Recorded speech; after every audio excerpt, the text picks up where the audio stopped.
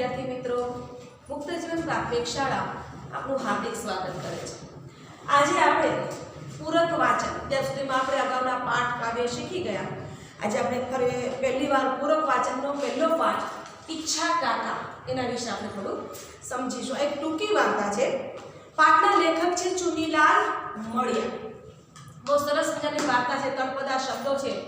કાકા કેવી તેમની સાથે બનાવ ઘટના ઘટે છે, લગ્નમાં જાય છે તો શું શું એમની સાથે થાય છે, ગામડાનું વાતાવરણ કેવું છે, ગામડાના લગ્ન કેવા છે, ત્યાંના રીત રિવાજો લગ્નના કેવા છે, બધા કેવી મજાક મશ્કરી કરે છે અને છતાં પણ કાકા પોતાની ચતુરાઈ અને ચાલાકીથી કેવી રીતે એને હેન્ડલ કરે છે અને કેવી રીતે પાઠને આગળ ધપાવે છે આપણે જોઈએ। આ વાર્તાની અંદર સૌથી મેઇન જો કોઈ પાત્ર હોય તો એ ઈચ્છા કાકાનું છે। એટલે જ આપણે પાઠનું શીર્ષક ઈચ્છા કાકા એવું આપેલું છે। ઈચ્છા કાકા પાઠની અંદર શું કીધું છે તો કે આ પાઠના લેખક ચુનીલાલ મળિયા, એમનો જન્મ રાજકોટ જિલ્લાની અંદર રાજકોટ જિલ્લામાં આવેલા ધોરાજી ગામમાં થયેલો છે। એમણે ઘણી બધી નવલકથાઓ લખી છે। ભૂગવતા ઘોર, શાળાઈના સૂર, અંતઃસ્ત્રોતા, વાર્તા સંગ્રહ પણ બહુ સરસ સરસ છે। એમાં જે અમુક જે મુખ્ય છે એ છે રંગદા, શૂન્યશેષ, રામલો, રોબિનહૂડ, આવા એકાંકી એટલે જે પાત્રો દ્વારા ભજવાતા હોય એવા નાટ્ય સંગ્રહ બહુ સરસ આપેલા છે। આ પાઠની અંદર ઈચ્છા કાકાનું પાત્ર મહત્વનું છે। એક ઈર્ષાનું કેન્દ્ર બની ગયા છે। કારણ શું કામ તો કે વરના બાપ તરીકેનું એનું અંદર પાત્ર આપેલું છે। પાઠની અંદર જે વાર્તા છે, આપણને ટૂંકી વાર્તા કીધી છે, એ વાર્તાની અંદર ઈચ્છા કાકાનું પાત્ર શું છે, એમનું શું કેરેક્ટર છે, એમનો શું એની અંદર ભાગ રોલ ભજવવાનો છે તો એ વર એટલે પોતાના દીકરો, એના લગ્ન છે એટલે કે વરના બાપ તરીકેની ભૂમિકા ભજવે છે। આપણે કહીએ છીએ કન્યા પક્ષ અને વર પક્ષ। જાન લઈને જતા હોય તો જાનૈયા અને સામે કન્યાવાળા હોય એ મોસાળિયા, માંડવિયા જેને આપણે કહીએ। એમ ઈચ્છા કાકાનું પાત્ર વરના બાપ તરીકે આપણને અહીંયા આપેલું છે। અને સૌથી વધારે તો એ છે કે જાન લઈને જાય છે એટલે જાનની અંદર બહુ જ સખત કડકડતી ઠંડી છે અને ઠંડીની અંદર સામે વેવાઈ એમનું કેવી રીતે સ્વાગત કરે છે, એમની સાથે શું શું બનાવો બને છે, કેવા અનુભવો થાય છે, એ બધા તમને આ પાઠની અંદર આપેલા છે। વેવાઈએ રાખેલા ગોદડા, રજઈ એ જાનૈયાઓ માટે કંઈક ઓછા પડે છે અને જાનૈયાઓ કેવું વર્તન કરે છે ગોદડા રજઈ મેળવવા માટે, એ કડકડતી ઠંડીમાં એ લોકો શું કરે છે, બધું જ તમને આ પાઠની અંદર આપેલું છે। શું કહે છે જો આપેલું છે તમને શિયાળાએ કડકડતી ઠંડીના દિવસોમાં વેવાઈને ત્યાં જાનૈયા થઈને વરરાજા સાથે ગયેલા યુવા વર્ગની આજે એક ઈચ્છા છે કે લગ્નમાં મોડે સુધી હાજરી આપવાની અને બધી જવાબદારી ખબર ના પડે એ રીતે ઈચ્છા કાકાના ઉપર ઢોળી દેવાની। કોઈ જવાબદારી લેવા તૈયાર નથી, બધી જવાબદારી ઈચ્છા કાકાની માથે નાખી દીધેલી છે અને બધા પોતાનું ઓઢવાનું ગોદડા રજાઈ લઈ અને ભરાઈ લપાઈ અને બેસીને સૂઈ ગયા છે। અને એટલા બધા ગોદડા દબાવીને બેસી ગયા છે કે 2-3 ગોદડા જરૂર ના હોય તો ઓઢી અને પાથરીને સૂઈ ગયા છે। બાકીના કોઈ બીજા પાછળ કઈ વસ્તુ બનતી નથી। ઠઠ્ઠા મસ્કરી, ધીંગા મસ્તી, મજાક બધું લગ્નમાં ચાલે છે। આપણે જોઈએ છીએ બધા અત્યારે કેટલી બધી લગ્નની અંદર બધી રસમો વધી ગઈ છે। આપણે કહીએ છીએ ઘણા ચંપલ, જૂતા ચોરવા માટેનું કરે, કોઈ વરરાજાના પગનો અંગૂઠો પકડી લે, ફેરા ફરતા હોય ત્યારે ઘણા સાસુનો પાલો પકડે કે ભાઈ સોનાની વસ્તુ આપે તો જ છેડો પકડવાનું, આવા ઘણા બધા રિવાજો આપણે લગ્ન મંડપમાં જોઈએ છીએ। જાનૈયાઓ જાનીવાસમાં આવ્યા ત્યારે સૌને ઊંટ મારવું પડે એવી આકરી તરસ લાગી હતી। જાન આવી જ્યારે માંડવે તો બધા જાનૈયાઓને એટલી બધી તરસ લાગેલી કે ઊંટ મારવું પડે એટલે કહેવાનો મતલબ કે આપણે જાણીએ છીએ બધા કે ઊંટને રણનું જહાજ કહે છે। કેમ તો કે ઊંટ ઘણા સમય સુધી પાણી વગર રહી શકે। કેમ તો કે એના પેટની અંદર એવી કોથળીની રચના હોય છે જેમાં પાણીનો સંગ્રહ કરી શકે છે। જ્યારે પણ તરસ લાગે તો ઊંટ એવું પ્રાણી છે કે જે પાણીનો તરસનો સામનો કરી શકે। તો અહીંયા કહેવાનો મતલબ એવો કે ઊંટને મારીને એની જે કોથળીમાં પાણી લોકો પી જાય, એટલી બધી એટલા તરસા થયેલા એટલે પેલું કામ બધાએ પાણી પીવાનું કર્યું અને પછી પાગરણ જે પાથરવાનું પાથર્યું હતું ત્યાં બધાએ ઓરડી ઉપર હલ્લો બોલાવ્યો। કારણ શું હતું તો કે પોષ મહિનો હતો અને કડકડતી ઠંડી હતી। બરફ ઠંડી હતી અને ભોગ જોગે જાનને ઉતારો પણ ભાદરવે ઉપર ઝડુંબી રહેલા દરબારગઢમાં મળ્યો. પછી તો ટાળની કાતિલ અસરનું પૂછવું જ શું.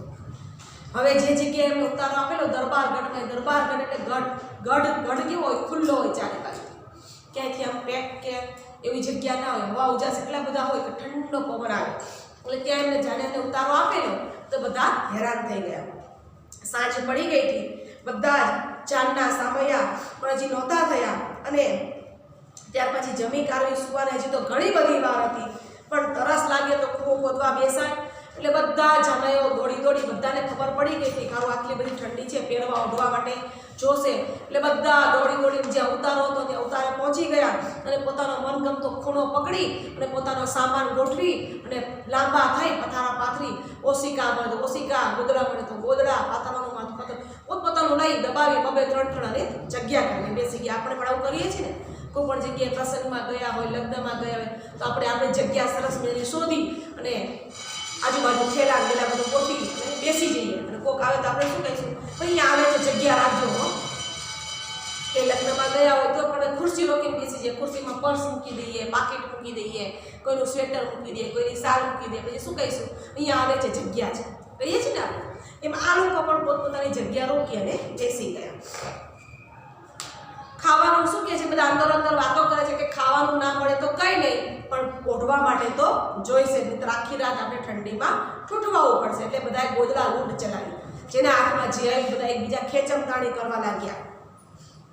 હવે એમાં અંદર વાતો કરે છે. શું વાતો કરે છે સાંભળો. એટલે ઓય પેલો ઈચ્છો કાકો મારો દીકરો વરનો બાપ હોય એટલો રૂઆબ કરે છે તો એનો આજે ગોદડા વિનાનો રખડાવીએ. જો ઈચ્છા કાકાને શું કહે છે કે વરનો બાપ હોય એટલે વરનો બાપ છે એટલે કે રૂઆબ એટલે કે દાદાગીરી કરે છે. આજે આપણે એને ગોદડા વગર જ રાખીએ, ભલે ને પહેરવા ઓઢવાનું ના મળે, આપણે બધા લઈને સૂઈ જઈએ. ઓહો એ વાત સરસ શું છે, મારા બેટાને ગોદડા વગરનો રાખીએ એને ખબર પડે કે જડિયાતા ખરા જાનૈયા. શું કહે છે કે આ સાચી વાત છે, કારણ કે ગોદડા વગરનો જ રાખીએ એને ખબર પડે કે કેવી જાન લઈને આવ્યા હતા ને કેવા જાનૈયા ભટકાયા હતા. એ જ લાગનો છે. જેતલસરના જંકશને ચાના એક કોપમાં પણ મારે દીકરે આડી જીવ આવી કહે કે ઈ તો વેવાઈને માંડવે જઈને જ ચા પીશું. અહીં સ્ટેશનમાં તો ચા મોંઘી દાટ જેવી હોય, એક તો પૈસો વધારે લે ને સાવ ચા ભૂ જેવી આપે. જો ભૂ આ એક નાનો છોકરો તમે સાંભળેલું હશે, નાનું બાળક નાનું બાળક જ્યારે પાણી પીવા માંગે તો ભૂ આપો ને એવું કે, એવો તમને અહીંયા તળપદી શબ્દો આપેલો છે. ભૂ એટલે પાણી.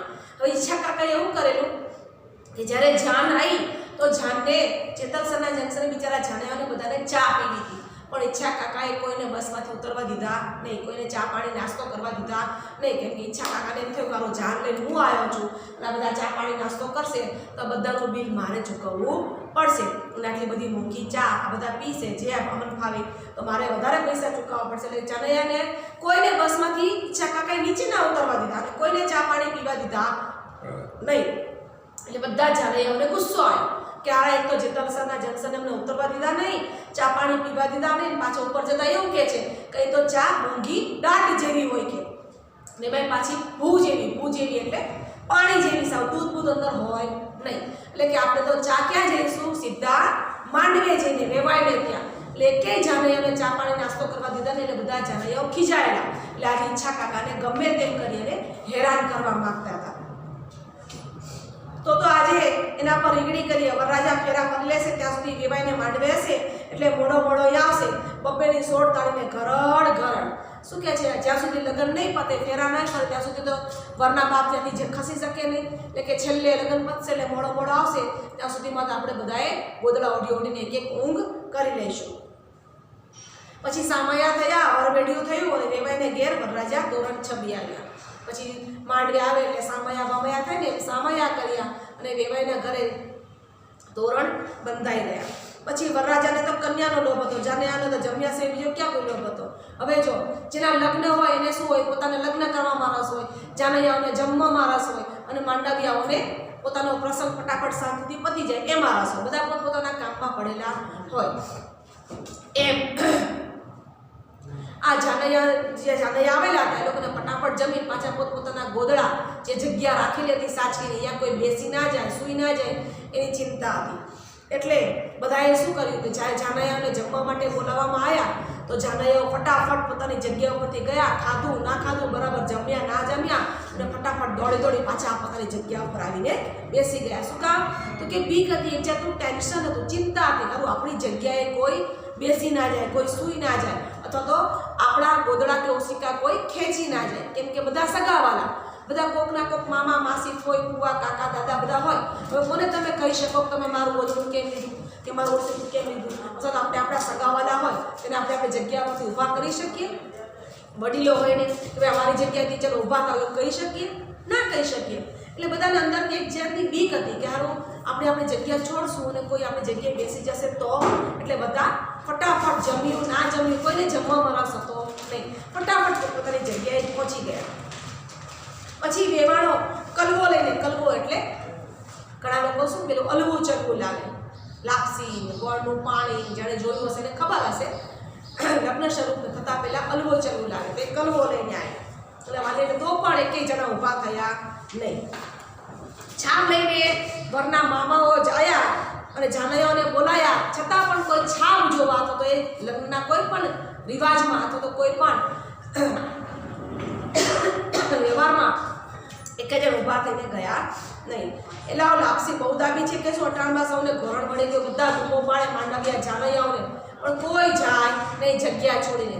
એટલે શું કહે છે, બહુ જમી લીધું બધાએ, બહુ લાપસી ખાધી તો બધાને ઊંઘ આવી ગઈ, તે કોઈ એક વિધિમાં આવતા નથી કે ત્યાં તો પાછળથી બોકો કે બૂમ પાડી અંદરથી કે પાગરણ ઓછું છે એટલે વેવાઈને કહેજો કે જટ મોકલી આવે. પાગરણ એટલે પાથરવાનું. અંદરથી કોકે બૂમ પાડી કે પાથરવાનું ઓઢવાનું બહુ ઓછું છે, વેવાઈને કહેજો કે થોડુંક મોકલે ઓઢવાનું ને પાથરવાનું કે, નહીતર જાનૈયાઓ દાઢે ઠરશે કે. વેવાઈએ અંતરાળ પાડોશીના પટારા ઉઘડાવ્યા. બિચારા વેવાઈએ એટલી બધી વ્યવસ્થા કરેલી, હવે 50 જણ જાનમાં લઈને આવ્યા હતા, ઓઢવાના ખાલી 30 જ હતા, કોને પહોંચે? પછી ખેંચા ખેંચી જ થાય ને. એટલે બિચારા વેવાઈએ શું કર્યું, આજુબાજુવાળા પાડોશીના ઘર ખકડાયા અને જેના ઘરે વધારાના ઓઢવા પાથરવાના હતા એ બધા જ પાછા ઉતારે મોકલ્યા. વાણંદે કહ્યું, શું કહે છે પેલા એ વેવાઈને કે ઓશિકા બોશિકા છે કે નહીં, કે એમને એમ જ સૂવે છે. ઓઢવા પાથરવાનું આપ્યું તો જાનૈયાઓએ શું માગ્યું, માથે રાખવા માટે ઓશિકા. આપણે જોઈએ છીએ લગ્નમાં બધા મજાક મસ્તી બહુ કરે, કોઈ એમ કે તરસા રાખ્યા, પાણી નહીં આપતા, ફટાણા ગાય જુદા જુદા, ખાવાનું આમ છે, એકબીજા સામસામે ફટાણા ગાઈને એકબીજાને સંભળાવે. એમ આ લોકો સંભળાવે છે કે વેવાઈના ઘરે ઓશિકા બોશિકા છે કે નહીં, કે ઓશિકા વગર જ સૂવે છે કે ખાલી ઓઢવાનું પાથરવાનું જ આપ્યું કે, એવું મેળું મારે છે. એટલે વાળંદ કહે છે કે ભાઈ સાહેબ ઓશિકા તો હોય જ ને, કે ના હોય એવું બને, પણ કે કેટલાક હોય, જેટલા હતા એટલા તમને લાવીને આપી દીધા. આટલા બધા માણસોને એટલા બધા ઓશિકા ક્યાંથી પૂરા પડે? એવો જવાબ આપે છે કોણ? માંડવિયાવાળા. પૂરા ના પડે એમનો કોઈ વાંધો નથી, ઓશિકાની જગ્યાએ એક ગોદડું મૂકવું પડશે, બીજું શું? જાનૈયા મારા લીધે જબરા હતા, શું કહે છે, ના કંઈ ઓશિકા ના આપે તો કંઈ નહીં, કે આ ગોદડા આપ્યા છે ને એને ઓશિકું કરીને માથે અમે મૂકીશું કે. એટલે બિચારા વળી પાછા જેટલા ગોદડા આપ્યા હતા ઢગલો કર્યો તો બધાને ઓશિકા કરીને જાનૈયા સૂઈ ગયા. ગમે એમ કરીને લોકોને હેરાન કરવાતા. સૌએ શહેનશાહના દીકરાઓની જેમ લંબાવ્યું, જેમ રાજાઓના મહારાજાના દીકરા હોય એમ બધા લંબાઈને સૂઈ ગયા. વેવાઈને ત્યાંથી જાન બહુ જ મોડીને જમીને ઉઠી, એટલે પાછળથી માંડવ્યાઓ એમના પછી પીરસેણાઓને જમતા બહુ સમય લાગ્યો અને વધ્યું ઘટ્યું માંગણ ભિખારીને આપવામાં અને ચોખ્ખો સાકરમાં રાખતા 12 વાગી ગયા. સાંજના લગ્ન હતા એટલે બધાને જાનૈયાઓને માંડવ્યાઓને બધાને જમાડી દીધા. જે પીરસવાવાળા હતા, પીરસવણિયા એટલે જે પીરસવાવાળા હોય, જે રસોઈયા, એ લોકોને પણ જમાડી દીધા. પછી જે જગ્યાએ જમણવાર કર્યો તે બધું ચોક આખો ધોઈ અને સાફ કર્યો. એ બધું કરવામાં, બધું સમેટવામાં રાતના 12 વાગી ગયા. આમ ને આમ. અને વેવાએ પછી શું કીધું કે હવે વરઘોડાની તૈયારી કરો. પહેલાંના જમાનામાં રાતના લગ્ન હોય, સાંજે જાન આવે, જમણવાર કરે, પછી રાતે 12 વાગ્યા પછી વરઘોડો કાઢે અને પછી રાતને 1-2 વાગે ફેરા પડે, 4 વાગે સવારે જાનને વિદાય આપે, આખી રાત લગ્ન ચાલે. એમ 12 વાગે શું થયું તો કે વરઘોડો કાઢવાનો સમય થયો. હવે રાતે 12 વાગે પેલા બધા ટાઢના ઠરી ગયેલા કે એક ગોદડું ઓઢીને સૂઈ ગયેલા, બધા એક ઊંઘ કરી લીધેલી. એટલે કોઈ વરઘોડામાં આવવા તૈયાર નહીં. વરરાજાએ શણગાર સજ્યો, ધોતિયાની પાટલી ચીપવામાં તેમને એટલી બધી વાર લાગી, માંડ ધોતિયાની પાટલી કરી. ત્યાં માથે જે પાઘડી બાંધી હતી એ સાફાનું છોગું હોય એ સરખું રહેતું નહોતું, એને ગોઠવવામાં વળી પાછી અડધી કલાક ટાઈમ ગઈ. વરરાજાના માથે જે પીંડલું સરખું બેસાડવું, એ પાઘડીનું પીંડલું બેસે જ નહીં સરખું, માંડ માંડ ઠંડુ બેસાડ્યું તો પેલું છોગું પાઘડીનું દેખાય ને ઉપર, એ છોગું સરખું ના રહે. એ બધું કરવામાં અને વરરાજાને તૈયાર કરવામાં જ આમને આમ 1 વાગી ગયો. કેટલા વાગી ગયા? 1. જાનમાં વરઘોડો કાઢવાનો હતો પણ કોઈ જાનૈયા મળે નહીં. એક વરરાજાના બાપા ઈચ્છા કાકા અને આજુબાજુ માંડવિયા વાળા હતા, બાકી જાનૈયા કોઈ મળે નહીં. વરઘોડો કાઢે કઈ રીતે? ઓશિકામાં બધા છાનામાના લપાઈને ચાદરમાંથી ડોક્યું કાઢીને જોવે કરો વરઘોડાની તૈયારી થાય છે, પણ કોઈ ગોદડું છોડી અને ટાઢનું બહાર નીકળવા તૈયાર નહીં. માંડ મૂક મળેલી, માંડ ગરમાવો આવેલો. હવે ઠંડીમાં કોઈ વરઘોડામાં બહાર જાય અને જાય તો પાછી જગ્યા જતી રહે, કાં કોઈ ગોદડું ખેંચે કે કોઈ ઓશીકું લઈ જાય, એટલે કોઈ પોતાની જગ્યા કે ગોદડું ઓશીકું છોડવા તૈયાર હતું નહીં. છેવટે જેમ તેમ પિંડલું મૂકી અને પીછું ખોસી અને વરરાજાને માંડ તૈયાર કર્યા. બરાબર 1 વાગેલો. હવે જાનૈયાઓ એક બધાએ ઊંઘ ખેંચી કાઢેલી. 3 ગોદડા ઓઢી અને 2 ગાડલા પાથરી બધા ઊંઘી ગયેલા. હવે વરરાજા ચડ્યા ઘોડે. જાનૈયાઓ જાગતા હતા. હવે કોણ હતું જાગમાં? ફક્ત વર, અણવર, વરના બાપ ઈચ્છા કાકા અને લુણ ગોરી, 1-2 છોકરીઓ, બસ આટલા જ વરઘોડામાં, બાકી કોઈ નહીં. આ તો સારું થયું કે ભાઈ બહુ વાર કરી તો બ્રાહ્મણો જે હોય સોપારી માંગવાવાળા કે પૂજા કરવાવાળા બ્રાહ્મણો હતા, એટલે બધા એમાં એટલે થોડા ગામના સ્ત્રી પુરુષો વરઘોડામાં સાથ આપ્યો એટલે વરઘોડો ફરી પાછો આવ્યો અને પછી લગ્ન શરૂ થયા. હવે ચોરીના સાંભળા ખોડાયા. બરાબર રાતના 2:30 વાગ્યા હતા લગ્નના. અને ટાઢ કહે મારું કામ. હવે વરરાજાએ તો સરસ મજાનો ડગલો એટલે કે કોટ પહેરેલો, નીચે બંડી પહેરેલી, એટલે બરાબર એને ગરમાવો આવી ગયેલો. પણ કન્યાને તો હાલ જ નવડાવેલી. પહેલાંના જમાનામાં ગામડામાં જ્યારે ફેરા ફરવાના હોય ને તો ફરીવાર નાહવા મોકલે કન્યાને અને વરરાજાને બંનેને. તો વરરાજાએ તો પેલું નહીં તો ને પેલું ડગલો પહેરેલો, નીચે બંડી પહેરેલી, તેને ઠંડી ઓછી લાગતી હતી, પણ કન્યા બિચારી થરથર ધ્રુજતી હતી. કેમ? તો કે હાલ જ એને નવડાવેલી, હજી હમણાં જ નવડાવી હતી, એટલે ઠારના લીધે બિચારી થરથર ધ્રુજતી હતી. અને ધ્રુજારીને લીધે એની બહેનનો હાથ જ્યારે થરથર્યો ત્યારે તેને શાલ લાવી અને કન્યાને ઓઢાડવામાં આવી.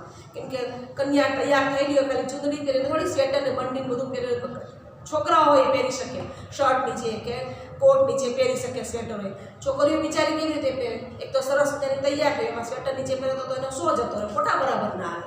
એટલે એવી ધ્રુજતી હતી. એટલે કન્યાની બેને બિચારીને દયા આવીને જઈને સરસ મજાની શાલ લાવીને કન્યાને ઓઢાડી અને કન્યાને લપેટી દીધી.